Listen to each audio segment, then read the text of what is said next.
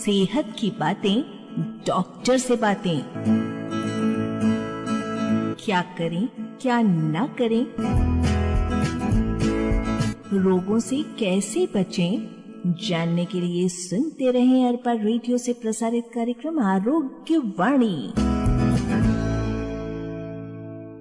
Case number 1। आज से 15 दिन पहले बिलासपुर में 20 साल के एक लड़के को हार्ट अटैक आया। उसकी एंजियोप्लास्टी हुई। Case number 2। पास के ही एक गांव का 12 वर्ष का बच्चा शहर के अस्पताल लाया गया। बहुत सारे टेस्ट करवाए गए। पता चला उसको डायबिटीज की बीमारी है। Case number 3। शहर के ही एक बड़े घर का युवा जिसकी उम्र 22 साल थी, कुछ हल्की फुल्की स्वास्थ्य संबंधी शिकायतें कर रहा था। डॉक्टर के पास बस यूं ही ले जाया गया। टेस्ट हुए, वो हाई ब्लड प्रेशर का शिकार हो चुका था। Case number 4। कैंसर की एक पेशेंट मात्र 10 साल की बच्ची शहर के एक अस्पताल में लाई गई है और इन दिनों वो जीवन मौत की लड़ाई लड़ रही है। आज के आरोग्यवाणी कार्यक्रम में आप सभी का स्वागत है। कबूल करें संध्या का नमस्कार। श्रोताओं, खेलने खाने की उम्र 12 से 22 साल के किशोर युवा ऐसी बीमारियों के शिकार जिनको पहले बढ़ती उम्र की बीमारी कहा जाता था, लगातार सुनने में आ रहे हैं ऐसे केसेस। आस पड़ोस में सुनने में आ रहे हैं, शहर गांव हर जगह सुनने में आ रहे हैं, बड़े छोटों हर उम्र के लोगों में सुनने को आ रहे हैं। क्या कारण हो सकता है लगातार बढ़ रहे इस प्रकार के रोगों का? प्रदूषण का प्रभाव, खान पान का प्रभाव, रोग प्रतिरोधात्मक क्षमता में कमी, स्वास्थ्य के प्रति जागरूकता में कमी या आधुनिक जीवन शैली? स्वास्थ्य ही पूंजी है। स्वस्थ शरीर में स्वस्थ मन का निवास होता है।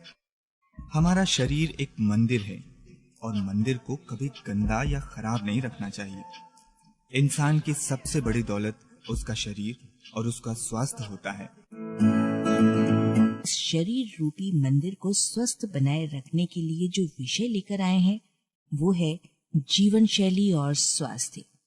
आज के समय में हमारी दिनचर्या कैसी होनी चाहिए, जीवन की स्टाइल क्या होनी चाहिए, जिससे कि हमारा स्वास्थ्य सही बना रहे। और इस विषय पर हमने केंद्रीय रेलवे चिकित्सालय बिलासपुर के हृदय रोग विशेषज्ञ डॉक्टर CK दास से बात की, जो रेलवे के चीफ हेल्थ डायरेक्टर के पद पर भी सुशोभित हैं। स्वस्थ शरीर, स्वस्थ विचार एवं स्वस्थ बुद्धि का मूर्त रूप आरोग्य है। आरोग्य वो अवस्था है जिसमें हम प्रकृति एवं वातावरण से सामंजस्य स्थापित करते हुए जीवन का आनंद लेते हैं। हम वास्तविक रूप में तभी स्वस्थ होते हैं जब हम स्वयं को मानसिक, भौतिक, भावनात्मक, आध्यात्मिक एवं सामाजिक स्तर पर स्वस्थ अनुभव करते हैं। लोग अक्सर कहते हैं कि पुराने जमाने में तो लोग स्वस्थ ज्यादा होते थे, बीमार कम।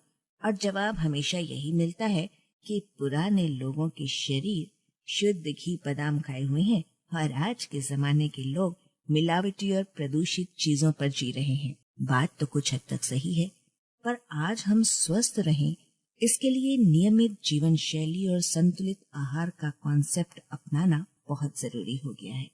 क्या है ये कॉन्सेप्ट और ये कॉन्सेप्ट आया क्यों? जीवन शैली और स्वास्थ्य, ये कॉन्सेप्ट जो है बहुत पुरानी है, लेकिन इस पर ध्यान आकर्षित नहीं हुआ था और लोगों को आज से मैं कहूँगा 20-25 साल पहले इस पर ध्यान नहीं था। लोग अपना काम करना, खाना अपने स्टाइल से खाना, अपने स्टाइल से जीना, इसके ऊपर कोई महत्व नहीं देता था।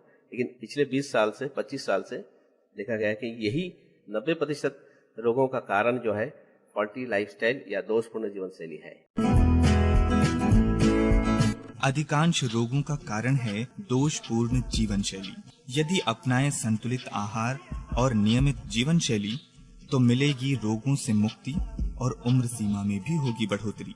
ये आया क्यों? ये कंसेप्ट गलत कहाँ से हो गया? एक्चुअली हमारे जो जीन है, हम जो आनुवंशिक धारा है हम लोगों का, ये इंडियन कल्चर या इंडियन स्टेटस में हमारे जीन ऐसे थे। आप याद करिए, हमारे ग्रैंडफादर्स लोग एक एक मुट्ठी भर शुगर, चीनी, एक एक मुट्ठी घी, नमक पूरा खाते थे और पैदल चलने के नाम से 20-25 किलोमीटर पैदल ही चले जाते थे या साइकिल में चले जाते थे या घोड़े पे सवार में चले जाते थे। लेकिन कभी ऐसा नहीं था कि यहाँ से 1.5 किलोमीटर लोग बाजार करना है तो बाइक में जाएं 4 किलोमीटर जाना है तो कार में जाए, थोड़ा सा पैदल करने के लिए हमेशा किसी न किसी वाहन का उपयोग करना या शॉर्टकट में करना या कम मेहनत में काम आ जाए, यही अभी दौड़ता हुआ सभ्यता जो है इसके प्रति ध्यान दे रहा है। तो यहाँ से शुरू हो गया हम लोगों का गलत स्टेप। बाकी जो चीजें हैं, जैसे अभी इलेक्ट्रॉनिक का विकास हो रहा है, लोग बहुत सारे इलेक्ट्रॉनिक उपकरण का यूज कर रहे हैं, शॉर्टकट कर रहे हैं, मेहनत बहुत कम हो गया है और खान पान का स्टाइल जो है हम लोग भूले नहीं है। हम लोग वेस्टर्नाइजेशन को मॉडर्नाइजेशन समझते हुए आगे बढ़ गए और खान पान के बारे में हम अपना खाना तो खाते ही रहे, ऊपर से हम जो कुछ गलत चीज जो बाहर से कल्चर आया, जैसे कि आपके फैट वाली चीज है, जो फास्ट फूड है, इसका हम लोग बहुत ज्यादा इस्तेमाल करने लगे in addition to our own food. जो हम खाते हैं, इतना इतना चावल खाते हैं, इतने तेल घी के सामान खाते हैं, ऊपर से दुकान में होटल में जाके हम लोग ये सब खाते हैं, फास्ट फूड वगैरह। तो ये सब मिला जुला के हमारे जीन जो है वो प्रोटेक्शन हमको दे ही नहीं पा रहा है। इसलिए हम बहुत जल्दी उनसे ज्यादा 10 से 15 गुना ज्यादा हम लोगों को ये बीमारियां ग्रास करते जा रही हैं, जैसे कि डायबिटीज है, हाइपरटेंशन है, हार्ट अटैक्स है। अपने देश के पौष्टिक व गरिष्ठ भोजन के साथ हम विदेशी आहार का भी आनंद ले रहे हैं और साथ में ग्रहण कर रहे हैं वहाँ की बीमारियां भी। लेकिन वे लोग अपनी जीवन शैली में सुधार ला चुके हैं। वे ऑफिस जाते हैं तो अपनी गाड़ी 5 किलोमीटर दूर पार्क करते हैं, बैग लेकर पैदल ऑफिस जाते हैं, शाम को फिर 5 किलोमीटर वापस आते हैं, क्योंकि उनके पास अलग से समय नहीं है एक्सरसाइज करने का। और वो सिर्फ इसलिए कर रहे हैं क्योंकि वे लोग स्वास्थ्य के प्रति जागरूक भी हैं। अलग अलग अपना अपना तरीका है कि यू शुड डू दैट। आज वो समय आ गया है कि बुला रहे हैं भारतीयों को, भाई देखो सीखो। मैं ये नहीं कहूंगा कि शहर और गांव में भी मैंने देखा है कल्चर में बहुत बदलाव हो गया है। अब गांव जैसा नहीं रह गया। लोग थोड़े दूर जाने के लिए बस कब आएगी, गाड़ी कब मिलेगी, थोड़ा ध्यान छोड़ दो, पैदल बदल भूल गए हैं, साइकिल चलाना भूल गए हैं, घर घर में गाड़ियां मोटर हो गया है। तो हमने जाना कि आज जीवन शैली के कारण अनेक रोगों की संख्या बढ़ती जा रही है। बहुत परिवर्तन आ चुका है पुरानी जीवन शैली में और आज में। आज कहने को तो व्यक्ति के पास फुर्सत नहीं है, पर अगर देखा जाए तो वो निष्क्रिय जीवन शैली अपनाए बैठा है, जिसमें उसका दिमाग तो क्रियाशील है पर शरीर निष्क्रिय। संपूर्ण शरीर के स्वास्थ्य के लिए व्यक्ति का शारीरिक और मानसिक रूप से सक्रिय होना बहुत जरूरी है। एक शब्द और है जो बहुत सुनने में आता है और बहुत खतरनाक है, तनाव। एक तनाव आ गया जो अपने आप को प्रतिष्ठा करने की जो कोशिश है इस दौर में बच्चे से लेकर बूढ़े तक शामिल है, इवन स्त्रियां भी है। तो ये मेंटल स्ट्रेस सबको ग्रास करते जा रहा है और मेंटल स्ट्रेस से जड़ जो है वो शुरू होता है, एक हार्मोन रिलीज होता है बॉडी में जिससे कोलेस्ट्रॉल ज्यादा पैदा हो जाता है। पहले हम सोचते थे घी खाने से होता है, मक्खन खाने से होता है। आज आपके लिए समाचार है कि स्ट्रेस से, तनाव से कोलेस्ट्रॉल बढ़ता है। और कोलेस्ट्रॉल ऐसी चीज है जो एक बार जम गया आर्टरी के अंदर, नली के अंदर, विशेष करके हार्ट के नली के अंदर, वो सिकुड़ता जाता है। ऑक्सीजन सप्लाई, ब्लड सप्लाई उसके अंत तक कम होता है और हार्ट की कैपेसिटी कम हो जाती है। और कभी अगर वो रप्चर हो जाता है, वो चर्बी वाला जो स्तर होता है, तो चोक हो जाता है, हार्ट अटैक हो जाता है। ये जो स्ट्रेस हार्मोन होता है ना, जिसे कॉर्टिसोल कहते हैं, ये शरीर के लाभकारी हार्मोन्स दबा देता है, उनकी क्षमता को कम कर देता है। इससे जो उपकारी हार्मोन्स है वो सप्रेस हो जाते हैं बॉडी में। जैसे इंसुलिन है, इंसुलिन हम लोगों के शरीर में फायदे का हार्मोन होता है, इसको दबाता है स्ट्रेस हार्मोन जैसे कॉर्टिसोल, वो एंटी इंसुलिनिक इफेक्ट करता है। इससे धीरे धीरे इंसुलिन का जो प्रभाव है, एक्टिविटीज है, वो कम हो जाते हैं और शरीर में धीरे धीरे डायबिटीज के असर होने लगे। तो स्ट्रेस से आपने आ गया, आपको डायबिटीज, कोलेस्ट्रॉल सब बढ़ गया। तो ये धीरे धीरे सब मिलकर चलकर बीमारी को आगे बढ़ाते हैं, बढ़ते ही जा रहा है। आज के दिन में कोई किताबें नहीं लिखा है कि 20 साल में किसी को हार्ट अटैक होता है, आज हमारे आंखों देखी है। आप जानना चाहेंगे कि आधुनिक रिसर्च व सर्वे के अनुसार भारत के लिए क्या कहा जा रहा है? As per the research result, India will be the diabetic capital of world. यानी पूरी दुनिया में भारत डायबिटीज की राजधानी बन जाएगा। आ गया है समय कि चिंतन का, उसके बाद में एक बढ़िया सा सरल उपाय निकालना है कि कैसे हम धीरे धीरे अपने जीवन शैली को पुराने स्टाइल में ले जाए या अच्छे स्टाइल में ले जाए, जहाँ से तनाव खत्म होगा और ये बीमारी से हम लोग धीरे धीरे प्रिवेंट करके, मुझे लगता है कि एक 10-15 साल नेक्स्ट जनरेशन को हम इनको एक अच्छा वातावरण दे पाएंगे जिसमें दे कैन प्रिवेंट देमसेल्फ। हम लोग जो सफर कर रहे हैं, अगले कम से कम 20-30 साल के बाद जो जनरेशन आएंगे, लेट देम नॉट सफर। 20-30 साल बाद आने वाली पीढ़ी सही हो इसके लिए आज के माता पिता के साथ ही आज के बच्चों को भी समझनी होगी जीवन जीने की शैली, बदलनी होगी अपनी दैनिक दिनचर्या। और इसके लिए डॉक्टर सीके दास ने एक सुझाव भी दिया है। मेरा एक सुझाव था कि अगर सरकार एक टॉपिक, एक विषय जीवन शैली और स्वास्थ्य 5वीं या 6वीं से शुरू कर सकते, आधा में ये कोर्स दे दे कि ऐसे ऐसा होना चाहिए लाइफस्टाइल। उसके साथ साथ एक मैंने सोचा था कि ट्रैफिक रूल्स के बारे में भी ये दोनों चीज अगर बच्चों को कोर्स में दे दिया जाए तो हो सकता है आगे चलकर जब लोग मैट्रिक पास करें, कोई जॉब में करें या ग्रेजुएशन कॉलेज में जाए या बड़े बड़े कोर्सेज में पढ़े, तो उनके बुनियादी तौर पर उनके ये ध्यान रहेगा कि नहीं हमें ये नहीं खाना है, हमें ऐसा खाना चाहिए। और ना कि वो कोई मेरे जैसा कोई डॉक्टर बोलेगा फिर सुनेगा फिर सीखेगा, ऐसा नहीं होना चाहिए। Very important. ट्रैफिक रूल के बारे में आज हम देखते हैं, रास्ते में गाड़ी चलाते हैं, छोटे छोटे बच्चे गाड़ी निकल के, आजकल रूल हो गया कि छोटे बच्चों को दिया जाता है बिना गियर वाला गाड़ी का लाइसेंस, और वो लोग अक्सर ट्रक के नीचे, इसके नीचे, उसके नीचे आ जाए because they don't know what is traffic. आखिर गाड़ी चलाना भी तो स्ट्रेस पैदा करता है, और छोटे बच्चों को गाड़ी देकर पालक उनको आज की आधुनिकता से तो जोड़ रहे हैं, लेकिन उनकी जीवन शैली और स्वास्थ्य खराब करने में उनकी मदद भी कर रहे हैं। तो हम ऐसा क्या क्या करें कि हमारी लाइफस्टाइल, हमारी जीवन शैली आदर्श हो, आइडियल हो, जिससे हम स्वस्थ रह पाए। जीवन शैली हम 2 भाग में विभक्त करते हैं। एक है खाद्य या फूड, आइडियल फूड किसे कहे, किससे ज्यादातर खाए, बहुत खाए, एक मॉडरेटली मतलब मध्यम स्तर पे खाए, एक बिल्कुल ना खाए, कभी कभी खाए। दूसरी बात ये होगी कि एक्सरसाइज क्या करें, कैसे करें और कितना करें, और कैसे लोगों के लिए कैसा एक्सरसाइज चाहिए। कुछ लोग हैंडीकैप्ड हैं, कुछ बूढ़े हैं, कुछ बुजुर्ग हैं, उनके लिए क्या है, बच्चों के लिए क्या है, स्त्रियों के लिए क्या है। लास्ट में थोड़ा सा मैं मस्तिष्क तनाव यानी कि मेंटल टेंशन जो है उसको कैसे हम उसको झेल सकते हैं या उससे हम कैसे बाहर आ सकते हैं, इसके तरीके बताएंगे। जीवन शैली अच्छी रखकर स्वस्थ रहने की प्रक्रिया अपनाने के लिए हमें जरूरत है संतुलित आहार और नियमित व्यायाम की। व्यायाम भी शारीरिक व मानसिक दोनों तरह के होने चाहिए। तो चलिए पहले हम बात शुरू करते हैं भोजन यानी खाने पीने से संबंधित बातों की। फूड मटेरियल जो होते हैं, खाद्य पदार्थों को हमें 3 भाग में बांटा गया है। एक होता है कार्बोहाइड्रेट, शर्करा, दूसरे होता है प्रोटीन यानी कि पौष्टिक, और तीसरा होता है आपका फैट यानी तेल और घी जाती है। बट हमारे जो इंडियन कल्चर है, लोग राइस ईटर्स बहुत ज्यादा हैं। राइस में कार्बोहाइड्रेट ज्यादा, प्रोटीन कम रहता है। तो कार्बोहाइड्रेट से क्या होता है, कार्बोहाइड्रेट जो हमारे शरीर के इमीडिएट ईंधन, इमीडिएट फ्यूल उपयोग होता है। कार्बोहाइड्रेट मतलब इसमें फाइनली ग्लूकोज बनता है, बन के शरीर को इमीडिएट कैलोरी देता है। 1 ग्राम ग्लूकोज जो है 4 किलो कैलोरी देता है। एक सेडेंटरी वर्कर को जो टेबल के मेज पे काम करता है या हल्का फुल्का काम फिजिकल 1800 से लेकर 2000 किलो कैलोरी लगता है। तो आप हिसाब कर लीजिए कितने मतलब उसमें होना। और उसमें हर चीज को जैसे 40 से 50% कार्बोहाइड्रेट, 30 से 40% प्रोटीन और 10 से 20% आपको फैट एंड ऑयल होना चाहिए। तो उसको हम लोग तोड़ के हम लोग क्या करते हैं, ज्यादा कार्बोहाइड्रेट ले लेते हैं, 70% ले लेते हैं, थोड़ा सा प्रोटीन मिला तो मिला, नहीं तो नहीं, और उसके बाद तेल थोड़ा ज्यादा हो जाता है। अगर तेल नहीं भी खाए, सिर्फ कार्बोहाइड्रेट खाते जाए तो भी आपके शरीर में वो फैट जम जाता है। Carbohydrate is stored in liver up to 500 gram. उससे ज्यादा जो आपको जो ग्लाइकोजन बोलते हैं, 2 ग्लूकोज मिलकर ग्लाइकोजन होता है, और ये अपने ह्यूमन लीवर में 500 ग्राम से ज्यादा कार्बोहाइड्रेट जमा नहीं हो सकता। तो बाकी कार्बोहाइड्रेट तो कहाँ जाएंगे, वो जमा होंगे आपके शरीर में एज ए फैट होके आपके जहाँ पेट है, कमर है, हाथ है, इस जगह में जम के वो फैट जम जाता है। इसलिए जो राइस ज्यादा खाते हैं उनको भी फैट होता है। कोई जरूरी नहीं कि वो तेल और घी खाए। तो ये बात बहुत इंपॉर्टेंट है। गांव में हमारे यहाँ धान ज्यादा होता है, इस एरिया में खेती में चावल गांव वाले बहुत खाते हैं।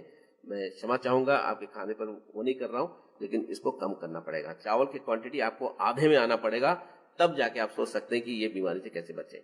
एक इसके साथ साथ मोटापा साथ ही साथ चल रहा है। हर आदमी का वजन जरूरत से ज्यादा है। आपका सही वजन कितना होना चाहिए, ये जानने के लिए आप अपनी लंबाई सेंटीमीटर में नापिए और उसमें से 100 घटा दीजिए। ये संख्या और आपका वजन समान होना चाहिए। अगर किसी की हाइट 160 सेंटीमीटर है, 160 सेंटीमीटर है, उसमें से 100 निकालने से उसका वजन होना चाहिए 60 किलो। अगर वो 70 किलो है तो वो 10 किलो ज्यादा है, उसको उस वजन को घटाना पड़ेगा। उसके जीन में वो जो पैदा हुआ उसको कहा गया कि तेरी हाइट इतनी होगी और तेरा वजन इतना होगा और तेरे जोड़ों का शक्ति ताकत मैं इतना ही करूंगा। अब वो आदमी 70-80 किलो हो जाता है जो 60 किलो होना चाहिए। उसके जॉइंट टूट जाते हैं, 40 के बाद ऑस्टियोआर्थराइटिस हो जाता है, चल नहीं पाते। बाद में डॉक्टर बोलता है चलिए वॉक करिए, तो ना वो चल पाएगा ना वो मोटापा कम कर पाएगा। इसलिए इससे पहले कि आपको ये सब चीज आ जाए आपको सतर्क होना बहुत जरूरी है। आपका आइडियल वेट कितना होना चाहिए जानिए और उस वेट को प्राप्त करने के लिए हर कोशिश को करें। जैसे कि कार्बोहाइड्रेट कम करना है, भात, चावल, आलू जो डायरेक्ट शुगर आ जाता है उन्हें कम करें। मिठाइयाँ ये भी वही डायरेक्ट शुगर जो है कैलोरी देने के बाद एक्स्ट्रा जो हो जाता है वो जाके जम जाता है। तनाव और आहार, इन दो पर अगर लगा दी जाए लगाम तो कुछ हद तक लग जाएगा रोगों पर भी प्रतिबंध।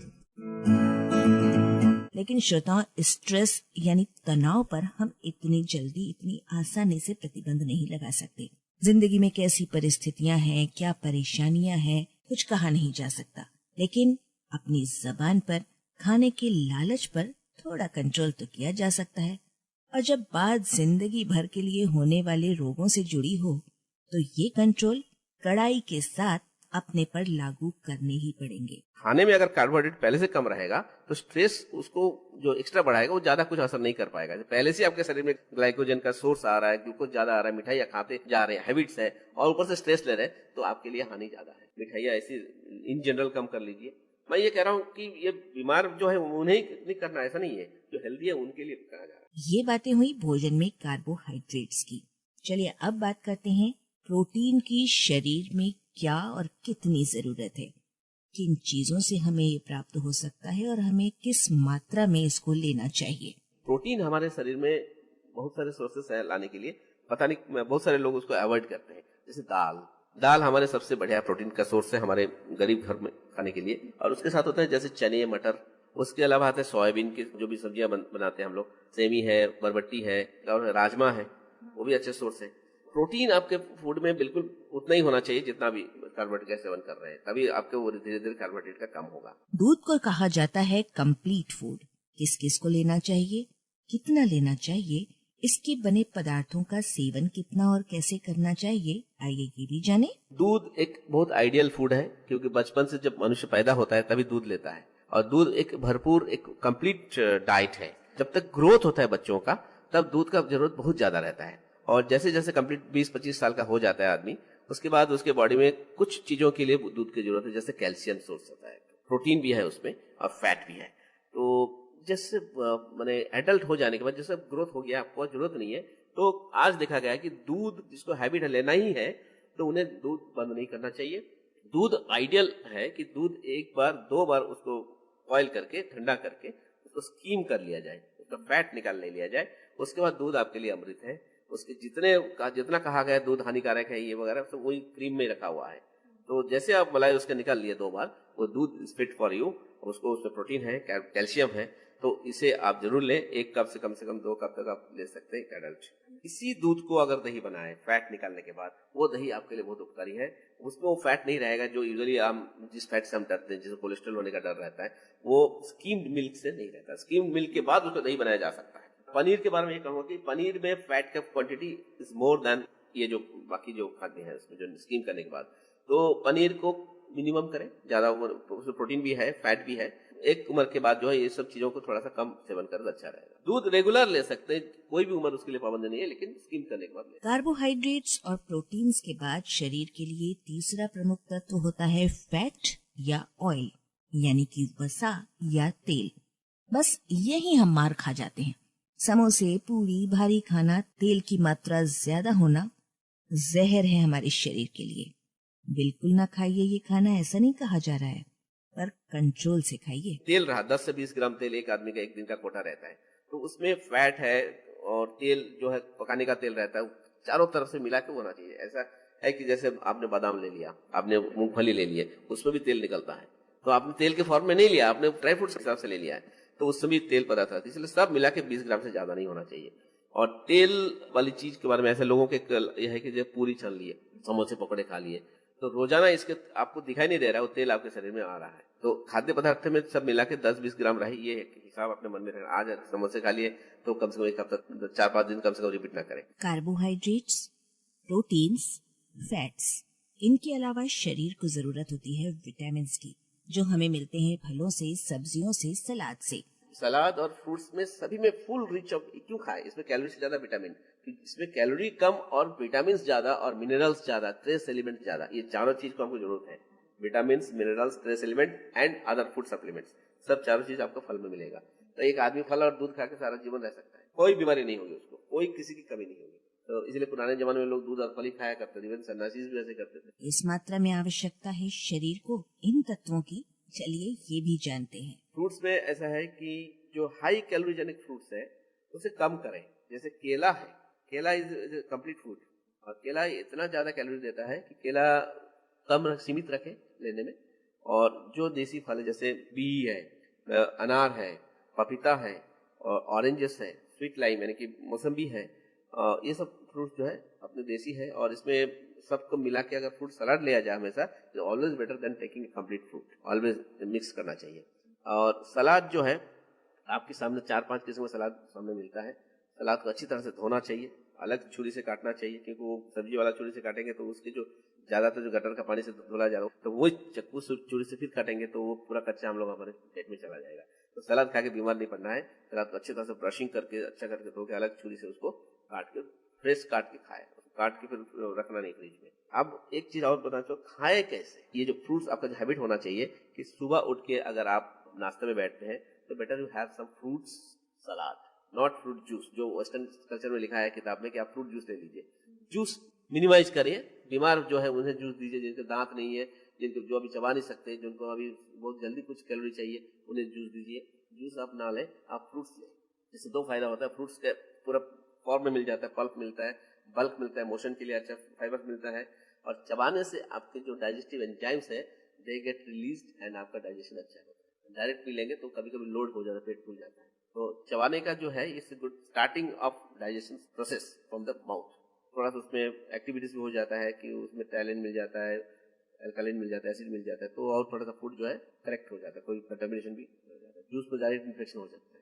अंकुरित जो है मूंग और चना जो है ये बहुत ही बढ़िया मॉर्निंग पे फ्रूट सलाद में डालने के लिए, वो आप उसके साथ ले सकते हैं या फिर सलाद के साथ ले सकते हैं कच्चा। ये चीज ऐसा है कि इसमें बहुत सारे एंटीऑक्सीडेंट रहते हैं और विटामिन रहते हैं, तो मतलब हाई प्रोटीन भी है इसमें, तो बहुत सारे इसमें फायदा होता है। तो कुछ भी नहीं तो कम से कम 2 चम्मच रात को भिगा के, वही एक पर हेड 1 चम्मच मूंग 1 चम्मच चना लेके मॉर्निंग में आप उसको ले लें, अच्छा रहेगा। सुबह उठ के फ्रूट सलाद लेने के बाद 2 मिनट के बाद 5 मिनट के बाद you start taking your normal breakfast. आप जो लेना चाहिए, breakfast should be good, breakfast आपका अच्छा होना चाहिए। जो वर्किंग पीपल है तो breakfast should be more, lunch should be little less, dinner should be still less. ये ऐसा आज का रिकमेंडेशन है। और इसके बाद आप लंच में जब बैठेंगे, आपका जो भी खाना परोसा जाएगा उससे पहले एक प्लेट सलाद आपका सामने रहेगा, जो कम से कम 4-5 आइटम का हो या 2-3 आइटम का, जो मिलता है बाजार में, जो सस्ते मिले वही लाइए। कोई जरूरी नहीं आज टमाटर 15-20 रुपया किलो ले लीजिए, कल जाके 100 रुपया वो मत लाइए। क्वांटिटी ज्यादा रखें, खीरा रखें कम से कम उसमें, और प्याज, मूली, गाजर, टमाटर, बीट जो भी रहना है उसमें रखें, अच्छा से धोए और उससे कम से कम 5 मिनट पहले उसको खाएं। और उसके बाद आप फिर वही सुबह जैसी बात 5 मिनट के अंदर फिर आप चावल, सब्जी, दाल जो लाएं, देखिएगा आपका खुराक जो है कम से कम 30-40% कम हो जाएगा। यानी कि खुराक का मतलब I mean rice and roti. Rice and roti के क्वांटिटीज में कम हो जाएगा, तो डायरेक्ट कैलोरी इंटेक कम हो जाएगा आपका। आपने जो खाया पेट भरने के लिए अभी थोड़ी देर पहले, green vegetables in form of salad, that increases lot of vitamins, minerals and आपके शरीर में ताकत एंड ताजगी देंगे। और ये जो आप ले रहे हैं अभी, इसमें थोड़ा सा राइस रखिए, 1-8 रोटी रखिए, दाल सब्जी भरपूर रखिए, उसे खाइए, and then you finish your lunch. Dinner में आप रखिएगा रोटी सब्जी जो ही है, लास्ट में 1 cup of milk you can put with some dry fruits. सुबह का नाश्ता शहंशाह की तरह, दोपहर का खाना अमीरों की तरह और रात का खाना गरीबों की तरह। अगर खाने की ये है दिनचर्या, तो यकीन मानिए श्रोताओं, बीमारियों का 50% तो आपने दूर भगा दिया। किस तेल में पकाएं खाना, किस तेल में तलें पकौड़ा, कौन सा तेल खाएं कच्चा, कौन सा तेल न चढ़ाएं आंच पर देर तक, कौन सा तेल न पकाएं देर तक। ऐसा कभी सोचा है आपने? नहीं सोचा ना। इस तरह की कुछ और बातें और अपनी जीवन शैली में व्यायाम के महत्व को बताने वाली बातें भी शामिल होंगी हमारे अगले अंक में। फिलहाल आज के इस कार्यक्रम से दीजिए संज्ञा को इजाजत। नमस्कार। सेहत की बातें, डॉक्टर से बातें, क्या करें क्या न करें, रोगों से कैसे बचें, जानने के लिए सुनते रहें अरपा रेडियो से प्रसारित कार्यक्रम आरोग्य वाणी।